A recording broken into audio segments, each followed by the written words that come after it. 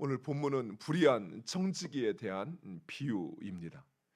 앞서 세 가지의 잃어버린 비유가 바리새인들을 향한 것이라고 한다면, 이 불의한 청지기의 비유는 1절 첫 소절에서 말씀하는 것처럼 제자들을 향한 비유입니다. 일반적으로 불의한 청지기라고 하면 책망과 심판의 대상이 되어야 하는데, 오늘 말씀에서 예수님은 오히려 그의 지혜로움을 칭찬합니다. 즉, 예수님이 이 비유에서 말씀하시고자 하는 것은 그의 행위가 옳고 그르냐라고 하는 것이 아니라 그의 지혜로움을 이야기하고 있는 것입니다. 불의해도 된다는 것을 말하는 것이 아니라 그가 가진 지혜를 배우라는 것입니다. 청지기가 자기 재산을 낭비한다는 이야기를 주인이 듣게 됩니다. 그러자 이 주인은 청지기에게 해고를 통보하고는 마지막으로 그간의 일을 회개하여 정산하라 이야기합니다. 그러자 이 청지기는 자신의 앞날을 생각하면서 채무자를 불러 그들의 빚을 감면해 줍니다. 그리하면 자신에게 은혜를 입은 자들이 자신에게 호의를 베풀 것이라 할 생각하고 자신의 미래가 보장된다고 생각을 합니다. 이런 청지기의 생각을 우리가 이해하기 위해서는 당시의 문화를 이해할 필요가 있습니다. 당시 로마와 그리스 문화는 상호 호혜를 의무적인 것으로 생각하였습니다. 즉, 누군가 나에게 호의를 베풀면 그 호의는 내가 갚아야 할 의무가 나에게 주어지는 것입니다. 예를 들어서 누군가 나를 잔치에 초대를 하면 나도 반드시 그 사람의 잔치에, 내 잔치에 그 사람을 초대해야 하는 것입니다. 우리나라의 부조 문화와 비슷한 거죠. 누군가 내가 어려운 일 또 좋은 일을 당했을 때 나에게 부조를 하면 나도 그에게 부조를 해야 하는 그런 의무가 주어지는 것처럼, 이 청지기는 바로 그 상호 호혜를 생각하고 그런 호의를 베풀었던 것입니다. 그런데 놀라운 것은 이런 청지기의 행동을 주인은 화를 내기는커녕 칭찬을 하고 있다는 것입니다. 주인의 입장에서 보면 이러한 청지기의 행동은 오히려 주인의 재산을 더 크게 낭비하는 일이었습니다. 그렇죠. 그렇지 않아도 주인의 재산을 낭비한다는 이야기를 듣고 이 청지기를 쫓아내려고 하는데, 지금 이 청지기는 오히려 주인이 받아내야 할 그것을 감면시켜 주었으니 그 재산이 줄어드는 것이었지요. 그런데 오히려 칭찬을 하고 있습니다. 오히려 해고 이상의 법정에 고소를 하든지 더 큰 조치를 취할 수 있음에도 불구하고 오히려 주인은 이 청지기를 칭찬하고 있습니다. 왜 주인은 이 불의한 청지기를 칭찬하고 있는 것일까요? 우리는 이 부분을 두 가지로 해석할 수가 있습니다. 첫 번째는, 당시 관례에 따르면 기름이나 밀을 빌리게 되면 그 이자로 50%에서 20%의 이자를 내게 되어 있습니다. 지금보다는 엄청난 고리 대금이었죠. 내가 빌린 것의 50%를 갚아야 하고 또 20%를 그 이자로 내어야 했던 것입니다. 이 말은 청지기는 지금 원금을 깎아준 것이 아니라 이자를 깎아주고 있는 것입니다. 또는 그가 주인의 그 재산을 맡아 그가 챙기는 그 수수료를 깎아주고 있는 것입니다. 따라서 청지기는 이자를 깎아주어서 자신의 실리를 얻게 되는 것이고, 주인은 이러한 행동으로 인하여 자신의 명예가 올라가니 칭찬하고 좋아했던 것입니다. 즉 이러한 불의한 청지기가 지혜로운 것은 그는 작은 것을 포기하고 큰 것을 붙잡고 있는 것입니다. 자기가 받아야 할 그 이자를 또는 그 수수료를 포기함으로써 자신의 미래를 보장받고 있는 것입니다. 사랑하는 성도 여러분, 우리 역시 마찬가지. 우리가 지금 붙잡고 있는 것, 그것이 정말 우리의 미래를 보장할 수 있는 것인지, 아니면 내가 지금 큰 것을 잃어버리고 작은 것을 붙잡고 있는지 분별할 수 있어야 돼요. 많은 사람들이 오히려 눈앞에 보이는 작은 것 때문에 큰 것을 잃어버리는 것을 보게 됩니다. 내가 조금만 참으면 되는 것을 그걸 참지 못해 사람을 잃어버려요. 그보다 더 큰 게 어디 있어요? 하나님께서 나에게 축복의 선물로 주신 생명을 내가 내 사람으로 만들지 못하고 그것을 잃어버리는 것은 엄청난 것을 잃어버리는 것이죠. 사랑하는 성도 여러분, 돈을 붙잡는다고 사람을 잃어버리거나 돈을 붙잡는다고 내 생명을 잃어버리는 것만큼 어리석은 것은 없습니다. 즉 내가 붙잡아야 할 것이 무엇인지, 내가 지금 붙잡고 있는 것이 진정 중요하고 그렇게 소중한 것인지를 분별할 수 있어야 돼요. 두 번째로, 이 불의한 청지기의 행동은 본래 주인이 처음부터 원하는 행동이었던 것입니다. 먼저 이 사람을 불의한 청지기라 이야기합니다. 그리고 주인은 그를 해고하겠다고 이야기하였습니다. 그런데 이 불의한 청지기가 행하는 일은 불의한 일이 아니라 빚진 자를 긍휼히 여기는 것입니다. 그리고 주인은 그의 긍휼히 행하는 행동을 보고 그를 칭찬했습니다. 즉 주인이 그에게 재산을 맡겼던 것은 본래부터 긍휼을 행하라는 뜻이었던 것입니다. 청지기는 이제서야 바로 그 일을 행하고 있고, 주인은 그 일을 행하는 청지기를 보고 칭찬을 하고 있는 것입니다. 사랑하는 성도 여러분, 하나님께서 우리에게 원하시는 것, 그것은 무엇보다도 긍휼히 여길 자를 긍휼히 여기는 것입니다. 그런데 우리가 긍휼히 여길 자가 누구일까요? 불쌍한 사람? 내 사람? 나에게 잘하는 사람? 아니요. 하나님이 우리에게 긍휼히 여기어야 하는 자는 바로 모든 사람을 말하는 것입니다. 모든 사람을 마땅히 긍휼히 여기라는 것이에요. 그가 하는 말, 그가 행동을 보고, 그가 하는 행동을 보고 그를 판단하고 정죄하지 말고, 하나님께서 창조하시고 그리고 그 하나님께서 사랑하시는 존재임을 알고 그를 긍휼히 여기라는 것입니다.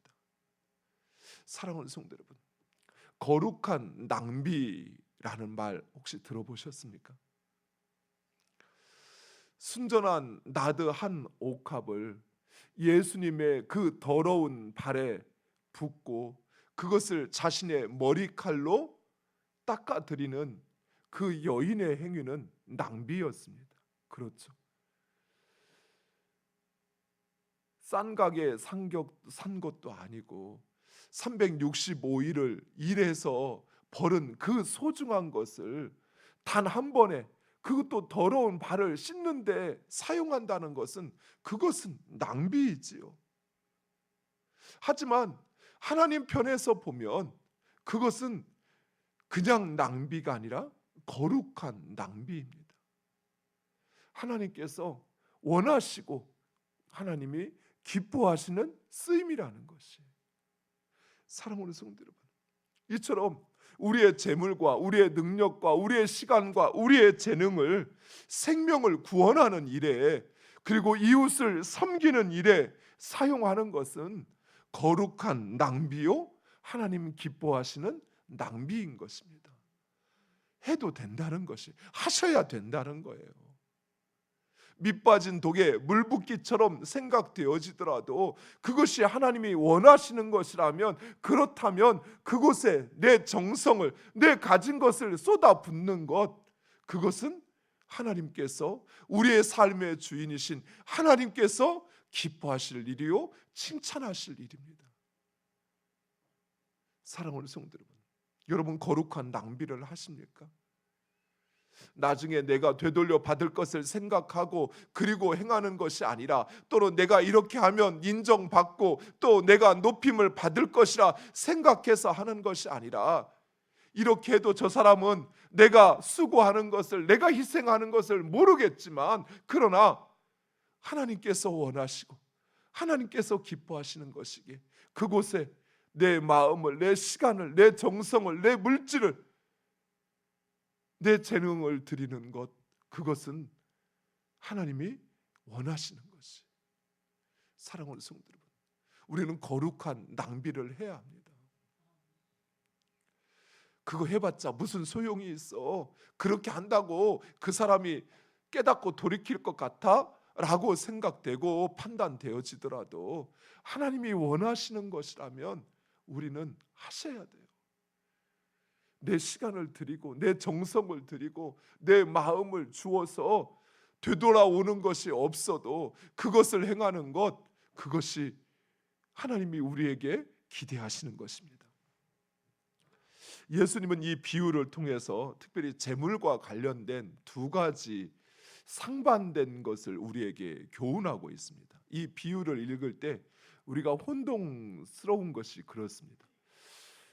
재물을 가지라는 말이야, 아니면 재물을 갖지 말라는 말이야, 이렇게 혼동되어지는 이유가 이 두 가지 교훈이 같이 있기 때문에 그렇습니다.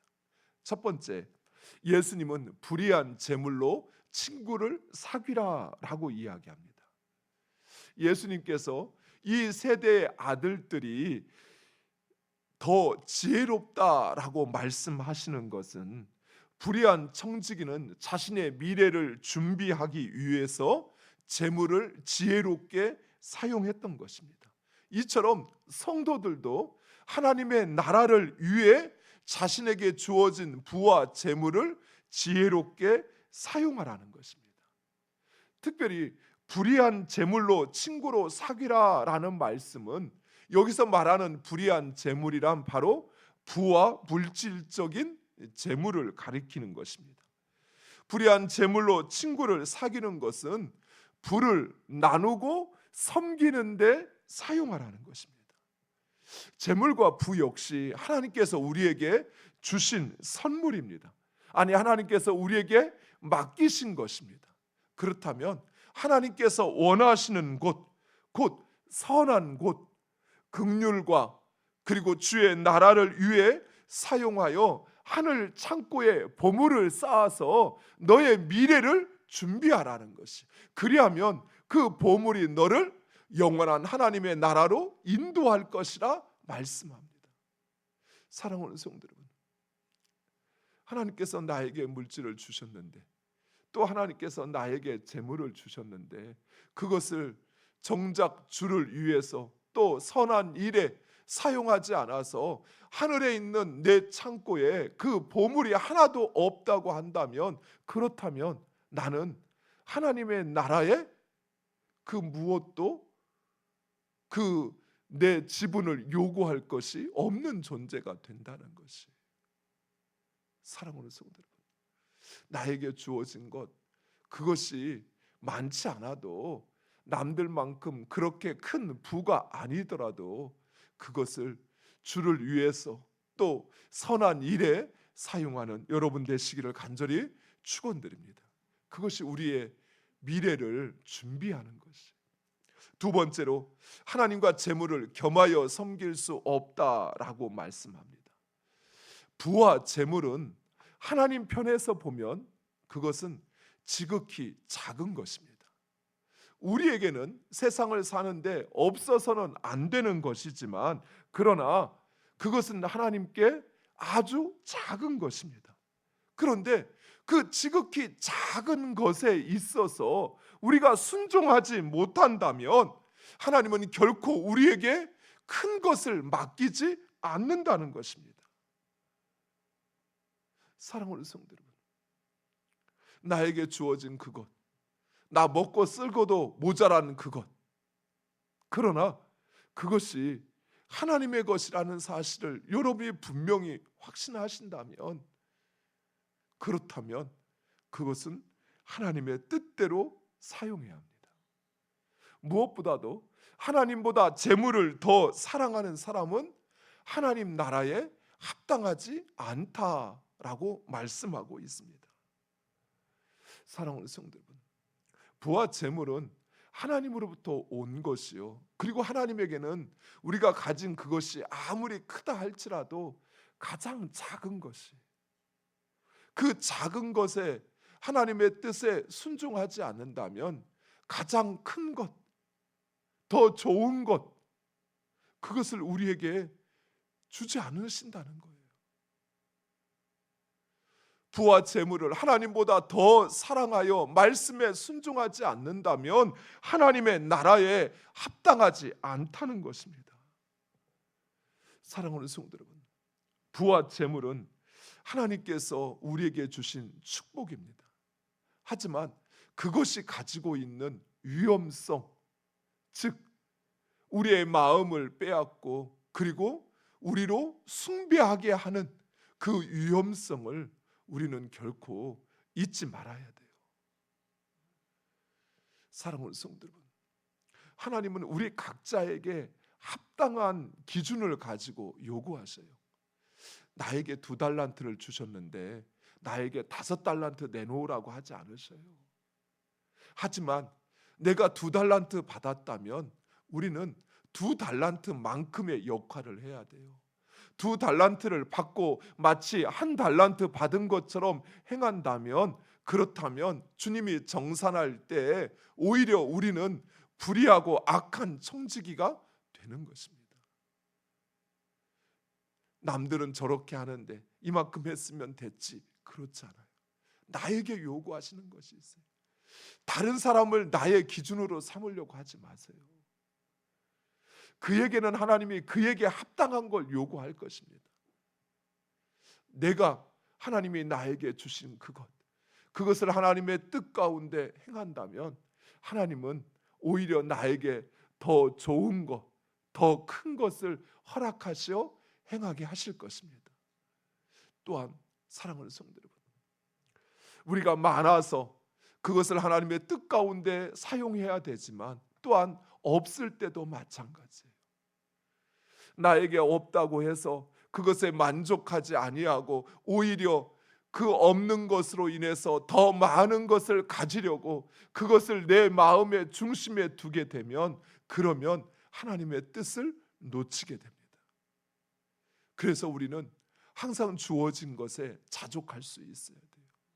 그것이 하나님의 은혜인 것을 기억하고 그것에 감사할 수 있을 때 우리는 우리에게 주신 것을 다스리고 하나님은 더 큰 것으로 우리에게 허락하실 것입니다. 하나님 앞에 지혜롭게 우리에게 주신 그것을 사용하고 그리고 인정받고 칭찬받는 여러분 되시기를 간절히 축원드립니다. 기도하겠습니다. 아버지 하나님,